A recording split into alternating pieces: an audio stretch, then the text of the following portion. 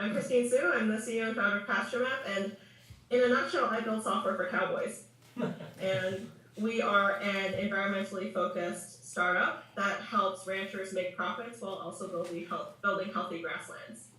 And I'm happy to talk a little bit more about that, or talk about my history as a young female entrepreneur trying to make it in ranching, which is not used to seeing somebody like me, or Why don't we start whatever with direction that? you guys want to take this in. Why don't we start with that? Great. Yeah, Start with the love journey. The story. Yeah, the story. Yeah.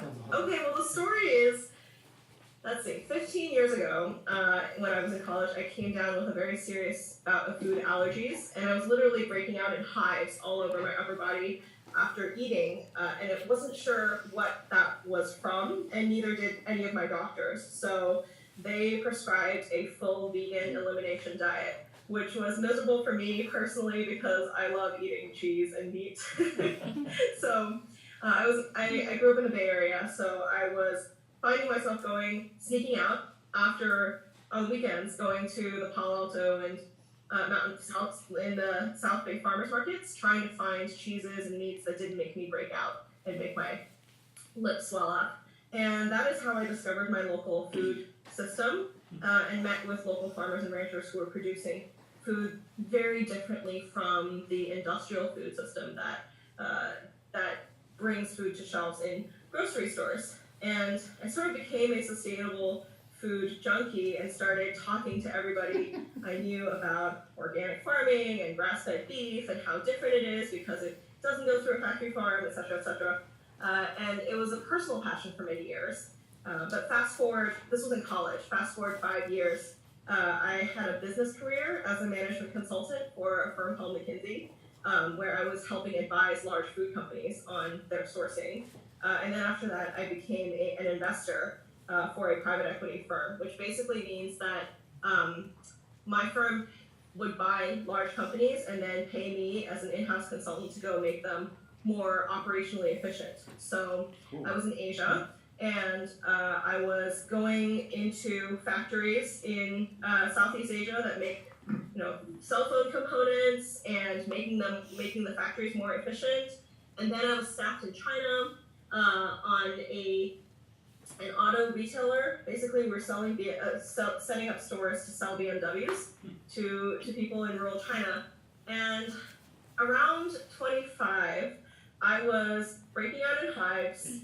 I was traveling to really polluted city after polluted city in China, and I felt like my whole body and my spirit were revolting against what I was trying to do. And I was like, okay, there's probably something I can do in the world that's better than selling BMWs to coal miners' bosses' mistresses. and making that more efficient. So then I left and went and worked on a dairy farm in northern Japan as a farmhand because I wanted to help use my operations skill set to make sustainable farming more efficient. But I didn't know anything about farming, and I grew up in the Bay Area. So the first thing I need to do is go walk a mile in their boots, actually go shovel manure, bale some hay, move cows around, which is what I did. And then over the next 4 years, I worked on farms across 4 different continents. I came back to the Bay Area to get a business degree and a joint agriculture degree, but mostly I just went and visited a lot of farms. And I kept finding that there are a lot of stacks of paper and big maps stapled to barn walls, and the way that ranches typically run their operations is on paper. The average age of ranchers in America is 60. I know there's a lot of cow ranchers in Hawaii, so you probably are familiar with some of this, but ranchers really need a way to digitize their data so that they can pass their knowledge on to the next generation. So that was the idea behind PastureMap, was let's walk in ranchers' shoes, let's figure out what's going to save them time and help them pass their knowledge about this landscape on to the next generation.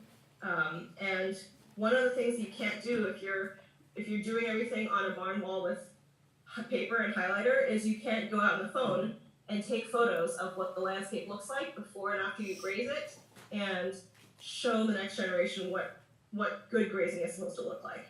And the difference between good grazing and letting your cows run all over the place is it's about 300% actually. So there's people who are really good at managing grasslands can get 3 to 4 times more grass, and the practice of well-managed grazing can actually reverse emissions and sequester carbon in the soil. Like you think about the grasslands as big forests of grass that sink carbon in the soil. So when I learned that, it just seemed like all the pieces fell together.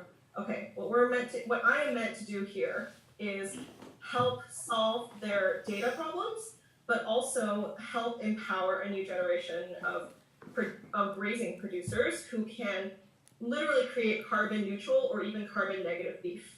And that's the vision that drives us today. We have to help ranchers make money, we have to help train a new generation, and we have to build healthy grasslands that sink a ton of carbon into the soil. That's awesome. Can I just say, everyone take note, that's a really good pitch. Yeah. There are a lot of points in there that should be noted. So Austin's joining us as a former product manager at Apple. I was a project manager at Apple, and then an engineering manager at Twitch, and a multi-time failed startup entrepreneur. Cool. So, Christine, when we were going back and forth over email, you mentioned that you were interested in maybe talking about your experience, like personally, in sort of the startup world and the farm world. Could you talk about that? Not just kind of about sort of where you are now and what the journey was, but like what were the challenges along the way? Yeah, I think the main advice I would have to a room full of young entrepreneurs like you is just do it. Don't let anybody tell you that you don't have the knowledge, because you're young, you're smart, you have time, you can learn. And just from personal experience, I thought that I continue to have self-doubt about, well, should somebody who grew up in the Bay Area and has a business degree really be doing something in ranching in Montana or Nebraska? I often go to farm conferences and am the only minority there. I'm the only person under 40, and I'm also a woman, and that makes me just like, I stick out like a sore thumb. But that also makes me very memorable. Like everybody remembers me as opposed to many other agri-tech entrepreneurs. I remember the first time I went to a grazing conference, and I know you guys are learning user-centered design. I looked at your curriculum; it's awesome. Thank you so much. The Yes, first thank time you. I went to a conference, it was a grazing conference in Columbia, Missouri, and it was like me, Asian girl, with a bunch of mock-ups that I printed out because I went to school under Steve Blank, who's the lean startup guru, and he was like, get out of the building, you're not going to learn anything until you get out of the building. So I printed out a bunch of mock-ups. I didn't have an app. I just had a stack of flyers that looked like I had a phone app, and I was passing them out at a grazing conference that was 300 cowboy hats and big belts and like all dudes. and one of the older gentlemen came up to me and was like, ma'am, are you lost? Can I help you find whatever conference you're supposed to be at? And I said, no, I'm actually here to talk to you. And they were, I mean, it's once you get over approaching and talking to as many users as possible, it's really fun to do customer discovery, particularly if you, with a group like Ranching. That would be my other piece of advice. Find a user group that you're really passionate about waking up in the morning and talking to. Ranchers are just really cool people. They're independent. They can fix anything if it breaks on their ranch, and they're very different from my family and where I grew up. And I'm always excited to talk to them because I learn something new every time I talk to one. And you can't build a product with good product market fit if you don't obsessively talk to ranchers or talk to your users every week. Beautiful Awesome answer. advice. Yeah. You guys remember that? So find a user like base that you like talking to. That's pretty cool. Tell me more about your journey. You got, where did you get your, you got an MBA at Stanford? Mm-hmm. So what was that process like? Yeah, so that's what I did after I left private equity. So I actually wrote my Stanford MBA essay on sustainable agriculture and wanting to explore how I could use my operations skill set for for sustainable agriculture. So I got to the GSB. I think I'm the only person who spent most weekends running off campus to farms and ranches, and flying out to places like Missouri and Idaho. And along the way, I realized that the degree mattered less than how well I knew the user community that I was designing for. So I stayed for an extra year and got an extra master's in land use and agriculture, literally so I could tell people on ranches that I have an ag degree, because they don't care if I have an MBA or not. And I spent that entire year just taking agriculture classes and soil science classes to boost my technical knowledge, and then prototyping with ranches in the area. And we've got very progressive grass-fed beef producers here in California, as you might imagine. So it's really important to test beyond. They would be what I would consider like on one end of the spectrum, and then you have to go to the middle of the country and make sure you are covering all your bases on the different user communities you might have. We prototyped and had the app in beta with small groups of ranchers for 2 years, and then we just launched last June. And ranching is seasonal, just like every other agriculture product. So last June was our first season. This is our second season. We raised a seed round last year. We'll be raising another round soon to get us to a point of close to break even in revenue. And it's been a journey. I think another piece of advice I give entrepreneurs is everything's going to take 2 to 3 times longer and cost 2 to 3 times more than you think it's going to. Like, I originally was like, oh, I'm going to get 1,000 users and they're all going to pay in the first year. And we had 100. And that's still pretty good. I mean, I know agriculture companies who have gone for 4 or 5 years and like shut down with 10 users, because farmers and ranchers are pretty hard to convince to adopt technology. But that goes back to you really gotta love your community and really have a cause behind it. And I firmly believe that the way that we produce meat in this country is something that the future it's already inevitable that the way that we produce meat is going to change with consumer demands with sustainability.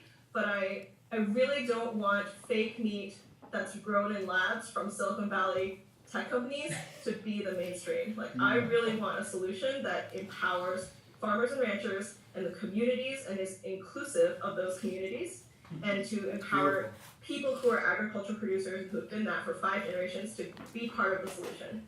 And so that's what motivates me to keep going. So, wow. Can we get some questions from the group? Hoku. Oh, okay. So, in the farms that your business manages, what if there's a drought or something that causes the pasture that the cows feed off of to just not grow? How do you think you guys will manage that? It's actually really tough, right? So a lot of farming is outside of your control. So while I was building PastureMap, California was going through a 5 to 6 year drought, which ended this year, thankfully. Montana's going through a drought right now. Kansas had some record-breaking wildfires this year, as well as Texas. The beauty of being an environmentally focused startup is we're not here just to sell software. We're literally here to make the ranches more better able to withstand drought, because the science that we've used in PastureMap that helps you raise your grasslands more sustainably over time, it's like transition to organic. We are encouraging ranchers to use soil healthy practices that increase the organic matter in soil. Like if you graze in rotations instead of letting your cows run all over the place, you will grow more grass. The root system of the grass will be longer, and you will end up building up more organic matter in the soil, which each percent of organic matter per acre stores 26,000 gallons more water per acre. So what we're doing is we're helping producers make their soil more drought tolerant. And we see that in the producers who are good managers in California, their grass stays green like 3 to 4 months longer, which is a huge difference for the profitability of a ranch when everybody else's grass has gone brown. Avery. I know this might be a bit of a generic question, but I was wondering what kind of advice you'd have for any people who, like any female entrepreneurs, and just like how to gain respect in a field that's like male dominated. I missed the second half of that. And also just how to like gain respect in a field that's male dominated. That's a great question. Super important. Thank you for asking that. I think we all have a lot of work to do. I'm not going to sugarcoat and tell you that it's easy to be a female founder, but I want to tell you that I've worked my entire career in male-dominated spaces: consulting, technology, private equity, agriculture, tech again, and I think that let's talk about it for ranchers. When you're working with a group that you do not immediately identify with, I think listening and humility go a really long way. But I don't want to over advise that for female founders and male founders who are introverts. If you are genuinely interested in somebody, that real knows real, and people can understand that. I made a ton of mistakes when I was first prototyping. I didn't know anything about hay, I didn't know anything about the seasons, but people will respect you because they can see that you're genuinely interested in them as people, and not just as like user group number one, an archetype that you're trying to understand. But I think, so that's one, that's what you personally can do. As a room, all of us can do more to promote female leadership, minority leadership, and this cuts across all kinds of people with outsider status. I think that I acknowledge that with a Stanford MBA, I have a lot of privilege in that I have access to funding, I have access to networks. People give me respect already because of my qualifications that I otherwise wouldn't have. And so I think it's very important for everyone. I don't know what everyone's backgrounds are, but when you become in a position where you have privilege and you have influence, it's an obligation for every one of us, male, female, minority, not to turn around and kick down doors for other people who may not have the same opportunities. So now that I have some hard-won influence with rancher communities, it's really important for me to support other founders in ag tech and in these spaces who are coming at it with outsider status. Does that make sense? It makes a lot of sense. It's a good call to action for all of us. What does that support look like? Is it sort of personal connections? Is it going to speaking about this topic at conferences? Yeah, I frequently take panel positions that I otherwise might push off because there's a million things to do. I make introductions, and there's a really pay it forward culture in Silicon Valley that I do like, which is, as a founder, so many people here have been founders and they know how hard it is. You're knocking on doors and you're asking for money, you're asking for connections, you're asking for people to pay you stuff for a beta product that you might get no, and the door slammed in your face a lot. And so entrepreneurs do try to help each other, and that's part of what creates an ecosystem. So that's one. Another one is just personal mentorship and speaking to groups like this one and saying visibility is really important. Like when I was starting a company, I did not see a whole lot of female founders. I did not see a lot of people who were outside of agriculture succeeding in agriculture, but at Stanford, I did see a lot of people who were formerly consultants like me starting businesses, and I had not thought of myself as an entrepreneur. I was just like, I really want to see this. I want to see agriculture go in this direction, one that like supports communities and is sustainable instead of extractive and incremental. But seeing many panels of entrepreneurs come to school and speak and say, hey, I was just like you. I didn't know anything. I just went and did it. That was a big boost of confidence for me. So I'm trying to pay it forward by being visible. Thank you. How did you meet your co-founder? Great question. Great question. So I actually switched co-founders to 1 year into prototyping PastureMap. Back then it was called Summer Technologies, and another woman who was in the engineering school, and I started this company. And then 1 year later, we decided it was probably better for us to split up and do two different companies. She's more interested in energy and hardware, and so she runs a hardware company that helps commercial buildings reduce their energy usage.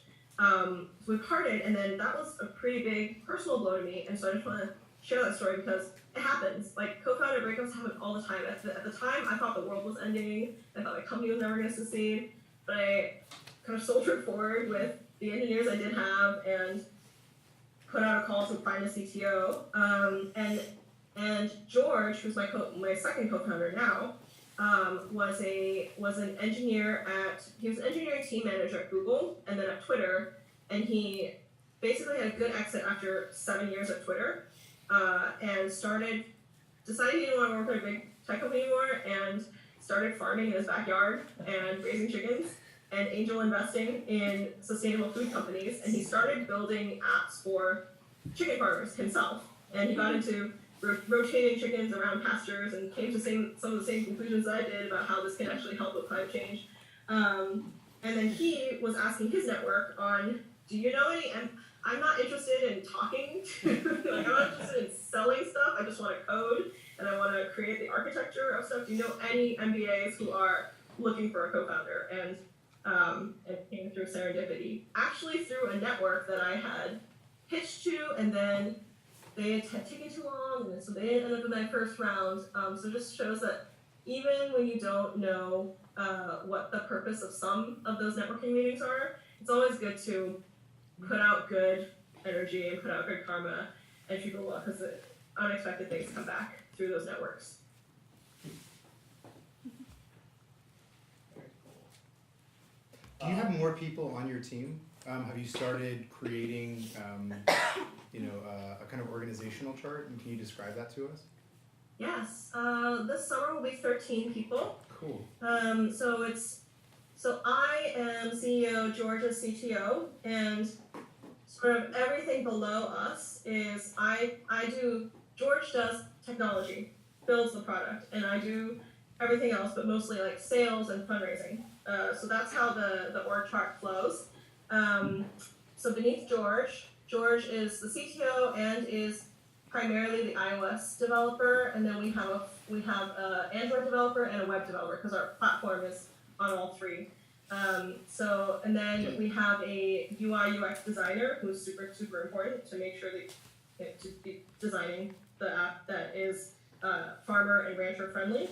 And then we have a product manager who, Andrea is kind of like a product manager that keeps everybody moving forward, but also fields a lot of other things like looking at our data analytics to make sure people are actually using the features that we thought they are, the way they're thinking about testing out those modules, thinking about marketing campaigns. She's kind of our everything person. And then under me, I have 4 sales reps in California, Texas, Montana, and Colorado. So we're And really we have a sorry. bunch of interns because I didn't add up to 13. So the past 2 days, we've talked a lot about team dynamics. We've talked a lot about roles within groups, and so they're really getting experience on kind of finding other like-minded roles in different groups and coming together and sharing resources and tools. How does your team work? Is there a product lead also? How do you map things out? We've touched on with Austin, the initial Gantt charts and then jumping into Agile. How do you guys work? Mm-hmm. Yeah, so we run on sprints. I would Yes. say in the early days, we ran a lot more chaotically. So I just finished doing a team retreat today where we were talking and we were sending off one of our web developers and we were playing the new one. But in the early days, it was just you and a co-founder and like maybe 1 or 2 more people. You just want to get out prototypes as quickly as possible in front of your user, and go with the mentality of my thought is like, if I'm not super embarrassed to show this to my customer, then we have waited too long on this prototype. Like, you should always be embarrassed. It should always be like duct taped together, and you were explaining how, and you just put it in their hands and you shut up and you let them react to it, and then you learn a lot. Just the speed of iteration is the most important thing in the beginning, and then the next thing is get as quickly as possible to asking them for money to pay for the product. Because you don't, and I could have learned that like a year earlier. You know, the sooner you ask somebody to give you their credit card for this product, the sooner you actually get to, are they just telling me 30 features that they would like to see someday but will never pay more than $6 for it? Or what do they actually want? So that would be my advice for like year one. Just do that and don't worry so much about Agile. Don't worry about the sprints. Now that we have more team members and we validate what people want, we do a weekly Friday sprint planning meeting where everybody just, we use Jira and we figure out what everybody is doing. And Georgia's experience at Google and Twitter really helped with this. So every quarter we set OKRs, which are objectives and key results, which are like your company's main goal, and our company's main goal is usually something tied to revenue. Like, we need to get to $15,000 of revenue, we need to get to $20,000 of revenue per month this quarter, and then everybody's everybody has to tie in what, or we need to get crash rates down to X%, or we need X% of users making it all the way through the onboarding process and not getting confused, and then everybody ties what their individual work is to those objectives, and then make sure that they're measurable. And the main thing I would say is, I mean, we're a data measurement company, so we love metrics, but make sure that the goals that you're setting have a deadline, they are measurable, you can know whether you achieve them or not, because it's really easy to kid yourself into thinking that you're making progress when you're actually behind. Amir. When you're asking for funding, are you asking users that you prototype to, or angel investors and venture capitalists? Great question. Our first seed round, given that we're pretty niche, is actually both. We have investors who are ranchers themselves, who believed in us and also had the means to angel invest. And then we also had angel investors who are impact investors who care about improving soil, who care about climate solutions and about sustainable food. So it's all of those. So we talked a lot about starting with why, making the pitch personal, showing why you care about it. It's something that you can obviously do very, very well. But you also talked about going into an industry where getting buy-in can be difficult based on how you look, how old you are. What other advice can you give these young entrepreneurs in fighting the stereotypes, and it's almost like the credibility stereotype, right? How do you know about this? How do you show that in a short amount of time? The best credibility is actual traction. So people can, I can still walk into probably a bunch of VCs and they'll still be like, well, so tell me about your project, or tell me about your little project. There are things you can change and things you can't. And I do not want to sugarcoat the amount of bias that people will face if you don't fit a pattern that investors are looking for. Personally, I try to shut it down immediately, right? People who don't assume that I am very young and don't have experience, like I quickly rattle off, I didn't today because it's a group among friends, but like I usually will rattle off like, yeah, I have 3 degrees from Stanford, and I actually ran $2 billion companies' metric systems by building software for them. That like immediately, and I name drop, like I used to work at KKR and I used to work at McKinsey, and quickly get past that so they don't think that I'm just some young person that's wasting their time. And then there's other implicit stuff that you can't really get around. I can't change how I look. Right. I can't change that they're always going to ask, well, so what, did you grow up in a ranching family, or do you know anything about this? I'm like, yeah, well, I actually worked on farms on 4 different continents.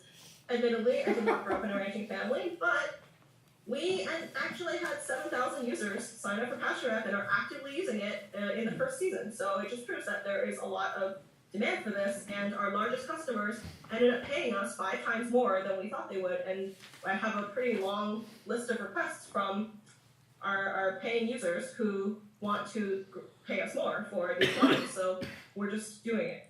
And so there's like knock down the credibility stuff early on, and then you just need to get traction so that you can talk about those traction numbers because they don't lie. And typically, if you're talking about even your projects, when you're pitching them to me, I don't know anything about them. And if I were an investor, most investors don't know anything about your space. You already know more than them, Right. and it's up to you to educate them on what traction you've gotten and build your credibility. So we have an incredible entrepreneur in front of us. Do you guys have any questions specific to your product or Yeah, project? like let's get some advice, you know. And if you need a couple seconds to think about it, that's totally understandable. I'll give you 3. You guys need to discuss with your group for a minute.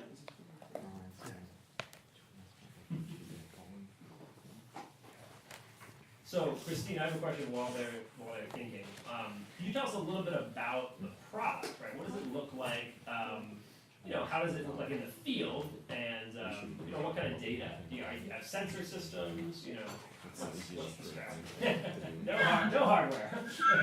The product looks simple is the main thing for ranchers they're just like us, they have no time. And so one of the earlier stories that I had was, I'm a data geek, so I mocked up what looked like software in Excel with a bunch of macros that all link together. So I was like, if you only put in these 5 metrics, then I can spit out a report for you that tells you all of your key profitability indicators, and I can forecast how much grass you're going to grow and tell you how much profit and this is about showing your product to a user as soon as possible. They took it to a ranch, and Mike, the rancher, comes in with he comes in talking about ticks in his hair, and he's scratching himself, and he's got mud all over it, and he sits down in front of my computer and in front of Excel, and he just viscerally freezes and starts scratching himself really hard, and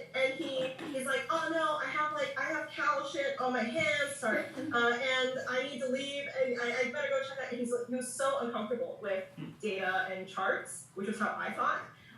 That he physically wanted to push the prototype away and go do something else, right? And that's very good information about your user interface being not good for your user.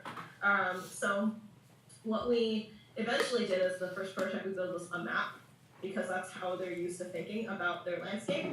And a map and big buttons of take a photo, move your cow. So what PastureMap's interface looks like is cow icon, you move them. It just records a bunch of history and data there's a lot of data embedded with the cow herd when you first set it up, and we do analytics in the background to calculate your productivity per acre in different pastures, and we automatically alert you when different pastures are ready, but none of that shows to the user. The thing that they want to do over and over again is just move cows, and then have us automate a lot of that for them in the back. And there are no fancy sensors. It is just decision support on making the interface simple and easy for them to whip up their phone, record some data, and do that over and over again. And then over time, we built up a lot of information about how their ranch is operating. So any group, think of something to ask. Could be about the development process, could be about the end product. We're putting you in the spot. Amir. Maybe if we did decide to continue this after this week, me and my group members kind of live on different islands. I'll be going away to college. How do you kind of work together when you're not together?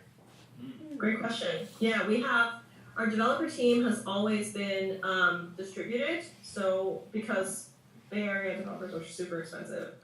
So George is here, I'm here, our product manager Andrea is here, and then our developers have been in Singapore, the Ukraine, and India.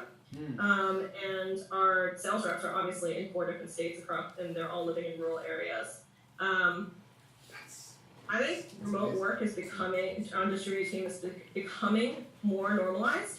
I still think there's a lot of value to getting people together, especially if you're on different islands, at least getting together every 6 months or every year in person to do something like a user visit together.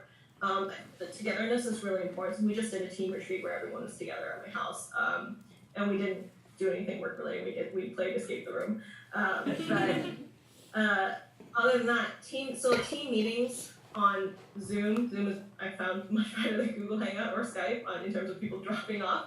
That having face-to-face, some version of face-to-face every week is important.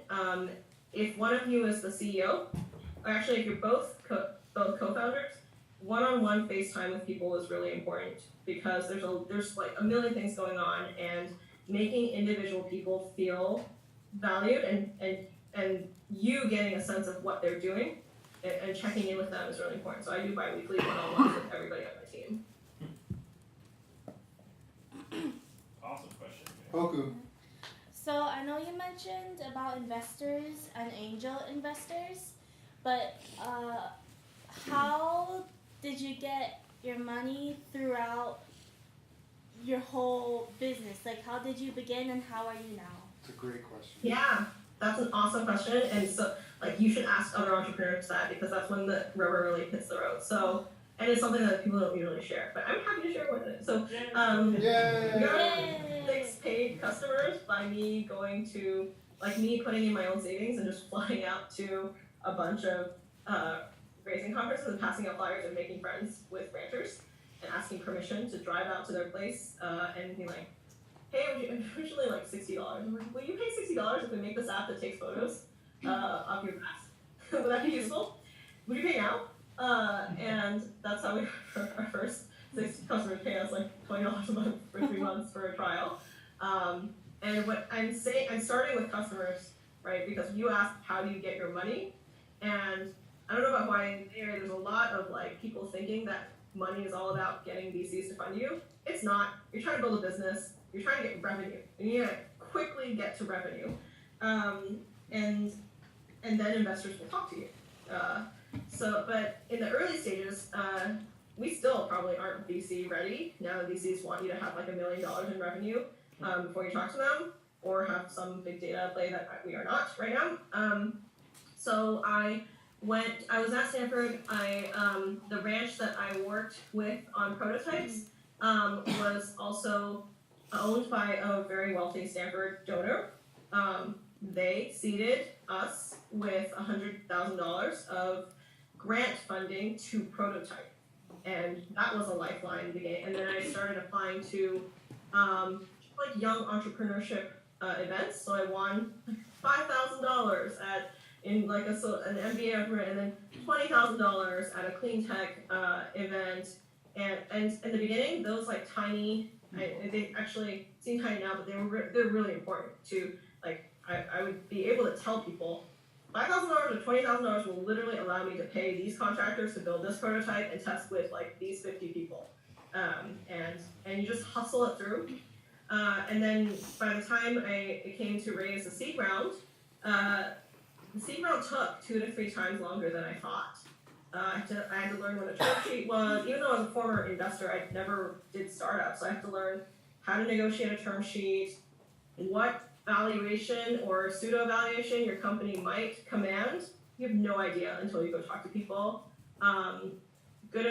One piece of good advice I got from other entrepreneurs was talk to other entrepreneurs who are similar and make a target list of at least 100 investors. Just get names and try to get intros, because a lot of them are going to say no, and that's okay. Don't take it personally. It's just that investors, it's kind of like speed dating. They're looking for something and you're looking for something. I personally was looking for investors who care about our mission and know that it's going to take a number of years. We're not going to suddenly go viral and then suddenly IPO, and that's not what we're trying to do. Farmers and ranchers take a while to adopt technology, and that like they had to promise me that they were never going to try to force me to sell to like Monsanto or something that was like opposite to our mission or agrochemicals. So that actually having some demands about what kinds of investors, just knowing that there's hundreds of thousands of investors out there. If you have some demands for what kind of investor you like to work with, that gives you that goes to your credibility when you talk to them. Thank you. Back to Amir. Sorry. Does applying for grants and funding kind of equate to maybe applying for scholarships? What kind of scholarships? Like when you're applying, I guess when like writing essays, or like when you kind of apply to scholarships for school. Is that kind of equate to applying for grants? Yes, applying to grants, if you guys are gonna go the grant route, which I recommend for early on, but I don't recommend that you try to make your whole company run on grants, just because when you talk to an investor, the investor's trying to make money, and that's gonna push you to think about your business in a way that is different from a foundation. But yeah, Foundation Center is a really good resource, and then you can look for, you can look at any foundation, and they all fund different things, so read their website. And if you don't fit, it's just like investors. If you're not a good fit, don't take it personally. I used to take things so personally. I felt like I had failed the whole agricultural world if I went into a meeting and they didn't like me. But it's just a matter of, oh hey, you can even cut off a meeting and be like, this doesn't seem like it's a good fit for you, or we're not at the right stage, but I'm looking for this kind of investor. Who should I talk to? And always ask that question, no matter who you meet, because they might connect you to other people. If you're researching the foundations, you can look at their 990s on Foundation Center, which is what they file in taxes, to see who they actually fund. And then you can find nonprofits or companies that they have funded. And foundations fund for-profits as well. That's a little known fact. Jake, you have a question. Yeah. So you said that it was hard for ranchers to switch from traditional systems to more technology systems. How did you get over that hump? You said a lot of Some of them companies are did. never going to adopt technology. This is another thing that I wish I'd known a year earlier or 2 years earlier, just like the archetyping of your users. In the beginning, try to cast your net quite broad in the customer base and then get a lot of data. Like we had 3,000 users before we were like, maybe we should look at how they're different from each other.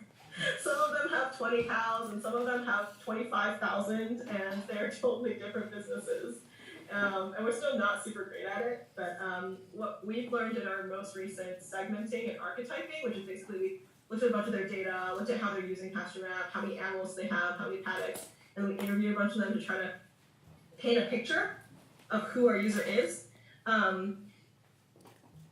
There's like 6 different archetypes of ranchers, and if you're selling to businesses or students, there's like lots of different kinds of students. And you're painting like a sort of mishmash of one archetype. The archetype that we are focusing on is the next generation, because a lot of the ranchers are still grandpa, and it's usually grandpa, or like the dad is still in charge of and actually the mom is the one who approves the monetary expenses, but they're pretty stuck in how they've done things, and also they're at the end of their career. They're not really into taking risks. They're into like preserving their legacy, and the mindset there is really hard to sell to. But then the younger guys and gals who have a college degree, they're coming back, they want to change the way that it's always been, and they are more comfortable with technology, and they have ideas. They're also way more progressive in terms of sustainable or regenerative agriculture, and they won't call it that, but they're like, we should probably plant cover crops. We're like, we should probably try rotating, because I've seen it work somewhere else, and those are the people we're targeting.